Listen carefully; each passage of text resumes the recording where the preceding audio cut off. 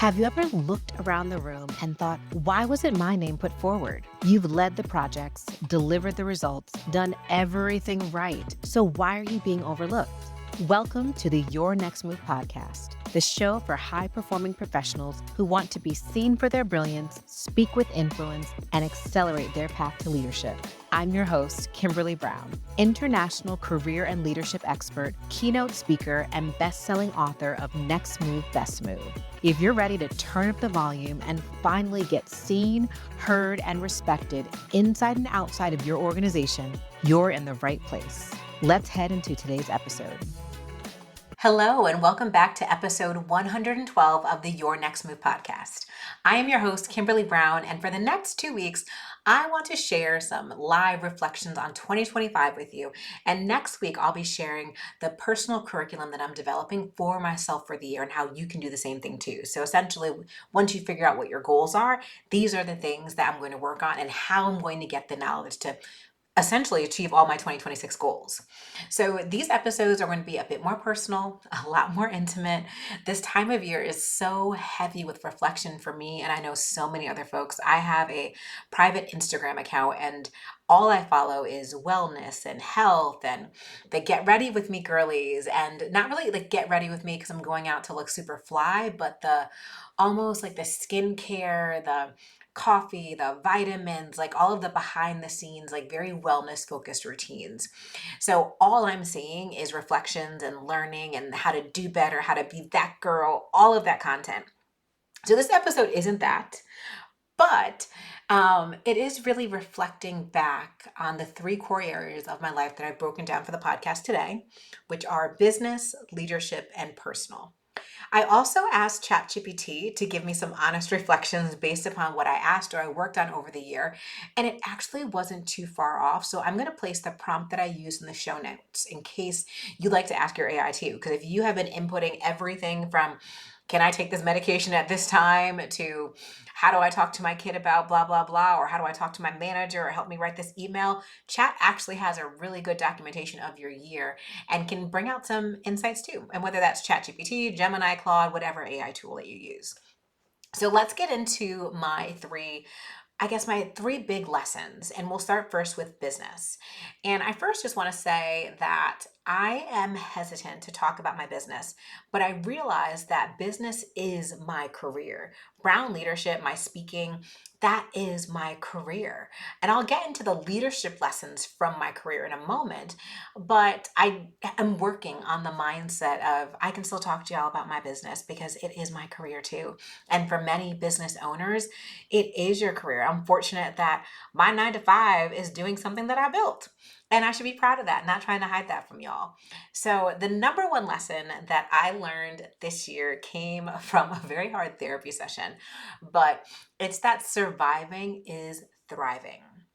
One of the things about entrepreneurship that I actually don't like is that you're constantly talking about numbers, basically in the same way that you talk about titles in 9 to 5 roles. So I remember when I was in corporate, sometimes I didn't feel successful or worthy because I didn't get the promotion to XYZ title.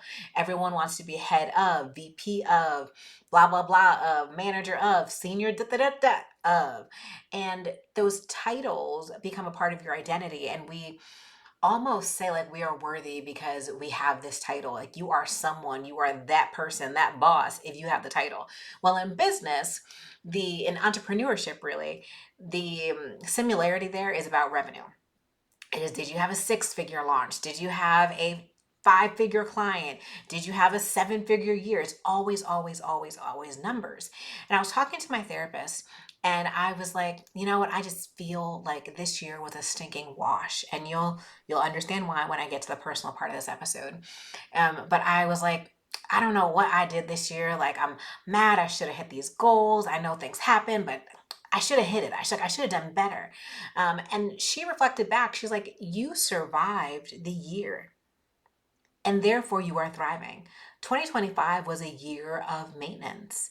It was essentially a rest year almost for my business. I don't feel like I actually physically rested, but I feel like my business rested and was able to stabilize a bit. And I'll explain a little bit more on the personal side later about why I was so slow. But honestly, I couldn't have handled the huge goals that I kicked off into 2025 having. My biggest lesson is that sometimes maintenance is the win. I am still standing, and that is the win. It does not matter what my numbers say. And honestly, if I'm still able to pay myself, still able to pay my team, I'm doing all right. And that needs to be okay. And the metrics of success, that means more to me than what people are bragging about or sharing on social media. So, next up is the leadership. I literally have this in all caps in my notes. I said, just do it, do the hard thing, say the thing that's on your mind, be more you in every single moment. I literally learned numerous times that my gut reaction is generally right and that I need to stop giving away my power or decision making capacity away to someone else, even if I'm paying them to help me. There is a very, very fine line between delegating decisions and delegating your leadership. And there were some key moments in my personal and professional life this year where I felt like I chose to delegate my leadership because I was afraid of being the person behind the decision. I would procrastinate. I would lose sleep. I would try to lean on someone else's brain to do the thing when all I had to do was believe in myself and pull the trigger on the decision. And I'd literally feel better, even if it was a negative situation. There have been times where I've literally lost sleep. I use the Aura Ring. Aura Ring will be like, girl, you had a rough night. Your sleep score is lower than usual. And it's because I was up physically and emotionally tossing and turning and unable to hit pause and go to sleep because I was stressed out about a decision or something that I knew I wanted to do, but I was afraid to do. And the second I made the decision, the second I stepped into my own leadership power and I did the hard thing, I literally felt the anxiety, the stress, the pain, all of it would leave my body. And I'd be sitting there like, girl, you could have been feeling so much better. You could have had so many more better nights of sleep, but you did not because you were stressed and you did not lead in the way that you know how to. Leadership is a muscle. Leadership is something that is practiced. It's not just something that you understand and something that you read about, something that you can write down the type of leader you want to be. Those things are great, but leadership, true leadership is an action.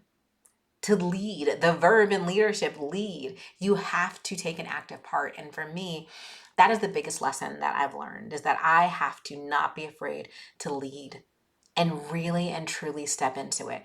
And you may be thinking to yourself, like, girl, you run your own company. Like, of course you're leading. But you'd be surprised as you have other team members, as you have coaches. I have a lot of people around me.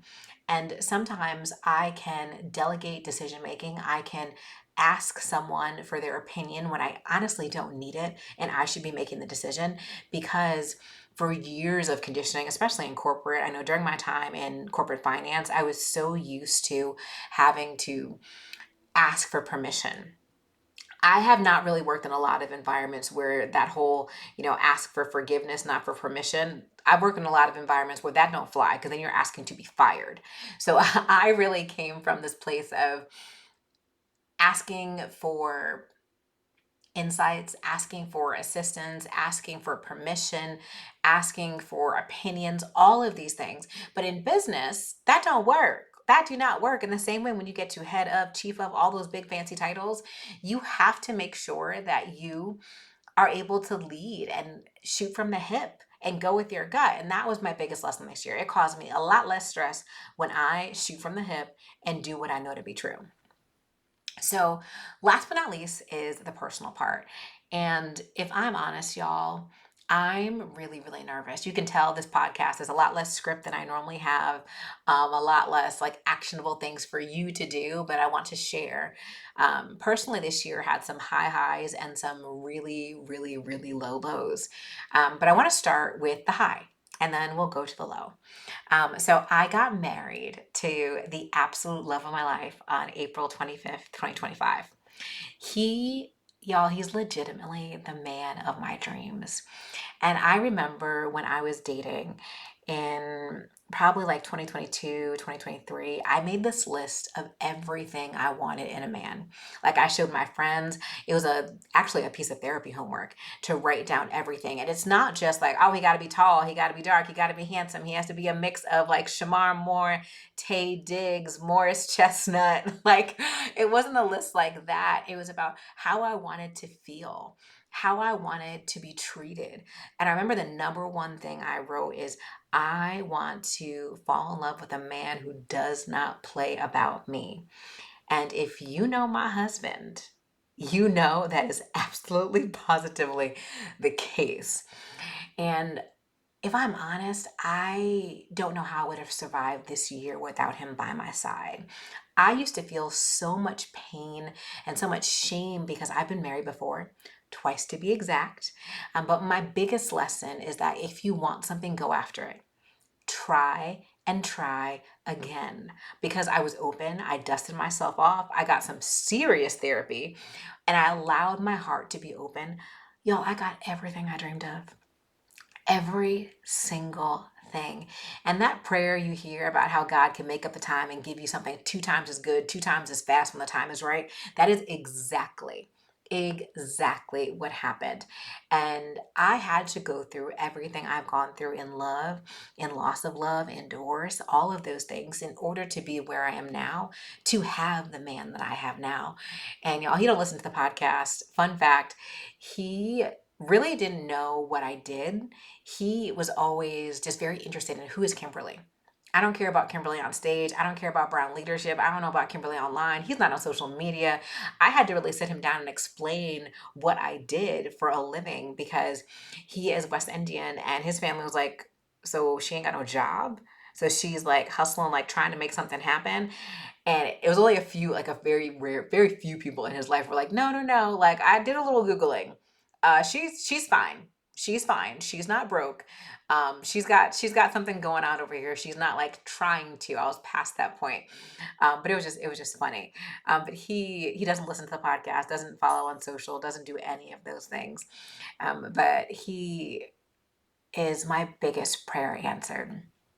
And again, I'm not sure how I would have gotten through this year without him, because I needed someone like him to be my rock and to hold my hand. So the low of this year is that my mom passed on August 1st.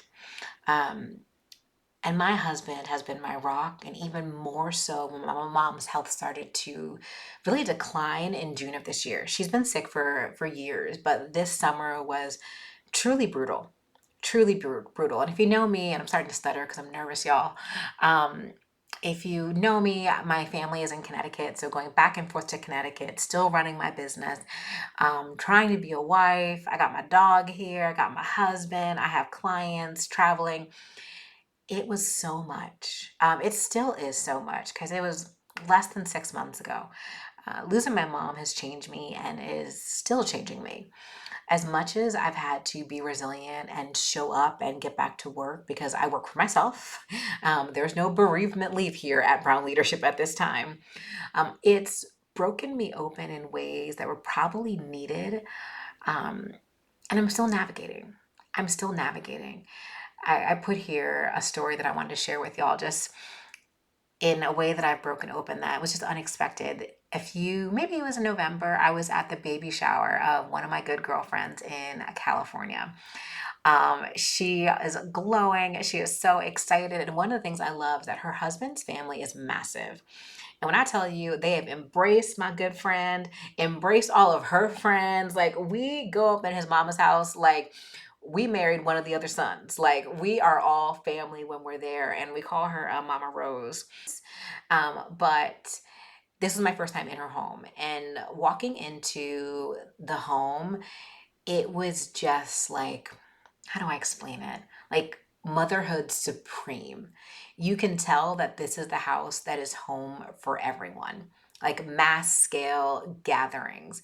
There's room for all the babies because there are babies there under one, all the way through. Most of the kids are like kind of little. All of us there. She got food, she got multiple microwaves, and she's just so loving. The whole family is so loving. And I was sitting there, we were just chatting and eating, and I just felt the emotions like come up through my body. Um, and when we were walking out to my girlfriend's car, I just started crying and I couldn't help it. And that is something that is very much unlike me. I really try my best to hold my emotions in and not let people see me at that state. I had another experience. Um, I was outside of a client. I was about to be speaking for 3 hours in front of a client. And I believe, was this the first time? I think it was my first, no, it was not. It was not the first time. It was probably my second or third time speaking after my mom passed. But I was just having a really bad grief day. And anyone who's had big loss, especially someone close, some days you're good and other days it is just heavy, really, really heavy. And there's no rhyme or reason. It is just a heavy day. And it was a heavy day. And I was in the parking lot and I knew I needed to get upstairs and set things up. And I was just sobbing and I could not stop. I had to call one of my girlfriends to like get myself together, to gather myself. Um, and I share these things because if anyone is experiencing loss, I want you to know it's normal. And it's tough, but I do think that how grief is changing me, although y'all it hurts like hell, um, I do believe that it's going to be beautiful on the other side. There's a book, Broken Open by Elizabeth Lesser, that I read years ago when I went through a divorce in like 2014. Um, and there's a line in the book, and y'all, I am not quoting it perfectly, so I'm going to tell you right now, but it's more of like the idea of what she said in the book. And she talked about how difficult times help us grow. And whenever something bad happens to us, we could literally just let it take hold and just go down. And when I say go down, down to whatever depth is low enough for you, right? And we all know, and we've seen someone who goes through something traumatic and they just go to the floor. And is there anything under the floor? Let me pick up the floor and go down lower. Let me dig deeper to like really get down there. Or the author talks about how you can take that experience and go through a metamorphosis and come out on the other side. And I've just always taken that because people have asked me, like, Kimberly, your mom passed on August 1st. You had a speaking engagement for a client where I had to teach, like, I think 2 or 3 sessions in California for a leadership summit. I had packed out rooms and it was maybe 2 to 3 weeks after because I had no choice. I couldn't cancel. If I cancel, I can't get paid. And I'm an entrepreneur, so I got to get that check because, again, no bereavement leave. But also, I knew that I did not want to sink to the floor. I did not want to figure out where my floor was. So it was important. It is important to me to allow myself to have some semblance of normality, some semblance of joy, doing some things that make me happy, getting back to work because in all honesty, me sitting on the couch in my snuggie, cuddled up with my dog, waiting for my husband to bring my favorite takeout home, that's good some days, and I do that. But other days, uh, I make myself get up. I make myself get up, and even though I'm changing every single day, I'm just leaning into it. Who is Kimberly going to be on the other side of this metamorphosis? The personal side wasn't really a lesson learned, but I guess I could say if I was thinking about the lesson off the top of my head, the lesson is more about change. I think in my high school yearbook, I used an NDRE quote. I said, the only thing constant in this world is change. And even when the circumstances that prompted the change are bad, I think it's important to find the sliver of good, the sliver that is there. So, with that, y'all, those are my 3 lessons. This episode literally comes out on Christmas Eve, so I'm not sure where you are or when you're listening or what you celebrate, but please know that I'm sending you love and peace and joy in this holiday season.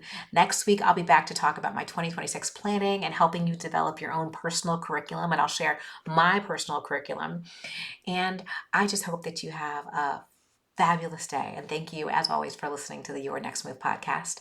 Until next time.